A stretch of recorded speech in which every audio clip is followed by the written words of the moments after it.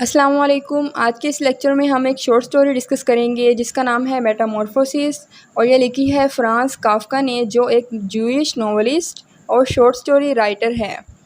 Metamorphosis एक novella है जो फ्रांस काफ्का ने 1912 के एंड पर लिखा था और फर्स्ट टाइम ये 1915 में पब्लिश हुआ था। आज हम इस नोवेला की समरी डिस्कस करेंगे और जनरली जो मेटामॉर्फोसिस है उसका मतलब होता है a complete change of physical form और सब्सटेंस और a striking change in appearance और करैक्टर और सर्कमस्टांसिस, यानी कि एक सब्सटेंस का फिज़िकली कम्प्लीटली चेंज हो जाना, जैसा कि हम इस स्टोरी में भी देखेंगे। और अब आते हैं समरी की तरफ। इस स्टोरी में जो करैक्टर्स हैं वो हैं Gregor Samsa, Grete Samsa, Mr Samsa, Mrs Samsa, cleaning lady और चीफ क्लर्क। जो ग्रेगर साम्सा इस स्टोरी का प्रोटैगनिस्ट है और ये एक ट्रैवलिंग सेल्समैन है जो कि 5 साल से ये जॉब कर रहा है। और ग्रेट साम्सा उसकी बहन है और मिस्टर और मिसिस साम्सा उनके पेरेंट्स हैं। तो एक दिन जब ग्रेगर उठता है सुबह तो वो देखता है कि वो एक मॉन्स्ट्रस वर्मन में ट्रांसफॉर्म हो गया है। मॉन्स्ट्रस वर्मन को हम कह सकते हैं कि एक कॉकरोच टाइप इंसेक्ट। तो वो अपने कमरे में इधर उधर देखता है कि शायद ये ख्वाब है। फिर जब वो राइट साइड पर अपने टर्न होने की कोशिश करता है तो उसे रियलाइज़ होता है कि ये ख्वाब नहीं है और ये कि वो वाकई एक अब इंसेक्ट है। वो दोबारा सोने की कोशिश करता है लेकिन फिर उसे याद आता है कि उसने जॉब पर जाना है और वो पहले ही लेट हो चुका है। इस तरह उसके सारे ख्याल और जो सोचें थी वो उसकी जॉब की तरफ होती हैं। उसे ये जॉब बिल्कुल पसंद नहीं होती और ना ही वो इस कंपनी के चीफ़ को पसंद करता है। 5 साल पहले उसके फादर का जो बिज़नेस है वो फेल हो गया था, जिसके बाद से ग्रेगर ही जॉब कर रहा था और वो ये जॉब इसलिए भी नहीं छोड़ सकता था क्योंकि उसके फादर ने बहुत कर्ज़ा लिया हुआ था, उसने वो पे करना होता था। जब ग्रेगर के पेरेंट्स ये पता लगाने की कोशिश कर रहे थे कि वो अब तक रूम से बाहर क्यों नहीं आया, तो इस कंपनी का चीफ क्लर्क भी आ जाता है जहाँ पर ग्रेगर काम करता था। वो ये इंक्वायरी करने आता है कि ग्रेगर आज काम से लेट क्यों है, क्योंकि 5 साल में वो कभी काम से लेट नहीं हुआ था। जब ग्रेगर फिर भी बाहर नहीं आता तो इसके पेरेंट्स परेशान होते हैं और ग्रीट को, जो ग्रेगर की बहन है, उसको डॉक्टर और लॉक स्मिथ को बुलाने के लिए भेजते हैं।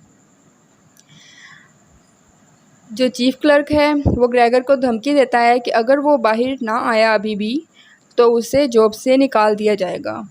ग्रेगर जवाब देता है कि वो बीमार है, लेकिन वो वादा करता है कि वो काम पर आएगा।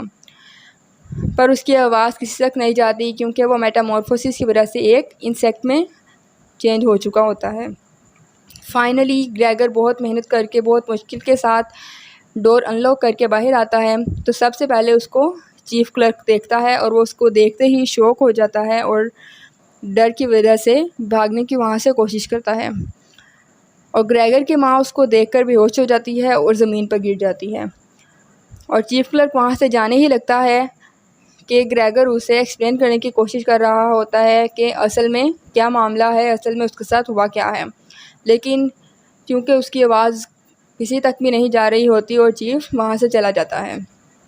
ग्रेगर का जो बाप था वो चीफ क्लर्क की वॉकिंग स्टिक को पकड़ता है जो वो जल्दी में यहाँ भूल गया होता है और उस स्टिक की मदद से वो ग्रेगर को उसके कमरे में धकेलता है और ग्रेगर दरवाजे में फंस जाता है, जिसकी वजह से उसको चोट भी लगती है और वो बेहोशी की हालत में कमरे के फर्श पर पड़ा होता है।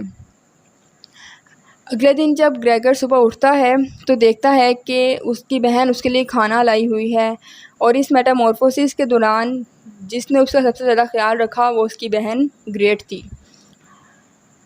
वक्त इसी तरह गुजरता रहता है। एक दिन ग्रेगर अपने पेरेंट्स की बातें सुनता है कि उनके पास इन्वेस्टमेंट्स के कुछ पैसे मौजूद हैं जिनकी मदद से उनका 1 साल गुजर सकता है और वो फिर से जॉब करने का फ़ैसला करते हैं। उसकी बहन ये आइडिया देती है अपने घर वालों को कि ग्रेगर के रूम से सारा फर्नीचर वगैरह निकाल लेते हैं ताकि वो फ्रीली मूव कर सके। और ग्रेगर ये बात सुनकर बहुत शौक होता है कि उसका जो प्राइवेट स्टफ़ है वो भी उससे दूर कर दिया जाएगा। किसी ने उससे ओपिनियन नहीं लिया क्योंकि वो बोल नहीं सकता। ग्रेगर ये फ़ैसला करता है कि जब उसका सामान कमरे से ले जा रहे होंगे तो वो अपना डिसअप्रूवल को ज़ाहिर करने के लिए इधर उधर दौड़ेगा, और अपने इसी प्लान के मुताबिक जब वो उसका सामान लेकर जा रहे होते हैं तो वो इधर उधर दौड़ रहा होता है, और इसी दौड़ने के दौरान उसकी माँ उसे देखती है और वो दोबारा से बेहोश हो जाती है। ग्रेगर का फादर ये समझता है कि ग्रेगर ने कुछ गलत किया है, तो वो एक सेब उठाकर उसे मार देता है, जिससे वो बहुत ज़ख्मी हो जाता है। जो फैमिली है वो ग्रेगर को ये फ़ील करवाने के लिए कि वो फैमिली का एक हिस्सा है, उसके कमरे का दरवाज़ा खोल देते हैं ताकि वो सबको देख सके। थोड़ा वक्त गुजरने के बाद फैमिली का डर भी काफ़ी कम हो जाता है, लेकिन अब वो ग्रेगर को बहुत ज़्यादा इग्नोर करने लग गए थे। जो फादर था वो फिर से काम करने लग गया था, इसलिए उन्होंने घर के कामों के लिए मुलाजिम रख लिया, और इस न्यू कमर ने ग्रेगर की कंडीशन तो एक्सेप्ट कर ली थी, पर जब वो सफाई करने आती उसके कमरे में तो उसके साथ बहुत ज़्यादा हार्श होती और उसकी इंसल्ट करती। ग्रेगर ने अब खाना पीना भी छोड़ रखा था, जिसकी वजह से वो बहुत ज़्यादा वीक हो गया था, और ग्रेगर का कमरा एक स्टोर रूम बन गया था जहाँ सिर्फ अननेसेसरी सी चीज़ें और पुरानी चीज़ें थीं, और कमरे का दरवाज़ा भी मोस्टली बंद रहता था। इस सब की वजह ये थी कि घर में किराएदार आ गए थे, क्योंकि उनकी जो ग्रेगर की फैमिली थी उनकी फाइनेंशियल सिचुएशन बहुत रफ़ हो चुकी थी, इसलिए उन्होंने किराएदार रख लिए थे, और इसलिए ग्रेगर को कमरे में बंद कर रखा था ताकि कोई इससे डर ना जाए। एक दिन रात के वक्त किराएदार और फैमिली सब एक साथ मिलकर बैठे होते हैं, क्योंकि ग्रेट जो है वो अपना वायलिन प्ले कर रही होती है, और उस दिन ग्रेगर के रूम का दरवाज़ा भी खुला रह गया होता है, और वो ये फ़ील करता है कि कोई भी उसके बहन के टैलेंट की केयर नहीं करता, तो वो उसे सपोर्ट करने, उसकी तारीफ़ करने के लिए रेंगता हुआ अपने कमरे से बाहर आता है और ग्रेट के पास। किराएदार जब उसे देख लेते हैं तो वो डर जाते हैं और फैमिली को ये धमकी देते हैं कि वो उन पर मुकदमा कर देंगे।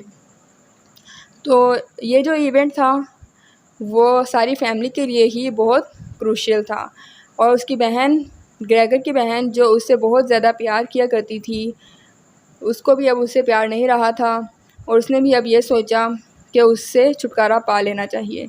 जब ग्रेगर ने अपनी फैमिली की ये सारी बातें सुनी तो वो बहुत ज़्यादा उदास हो गया और अपने कमरे में वापस चला गया, ये सोचते हुए कि उसके घर वालों ने उसे रिजेक्ट कर दिया है। जब वो कमरे में गया तो किसी ने पीछे से आकर दरवाज़ा बंद कर दिया, और ग्रेगर एग्जॉस्टेड था और वो मर गया।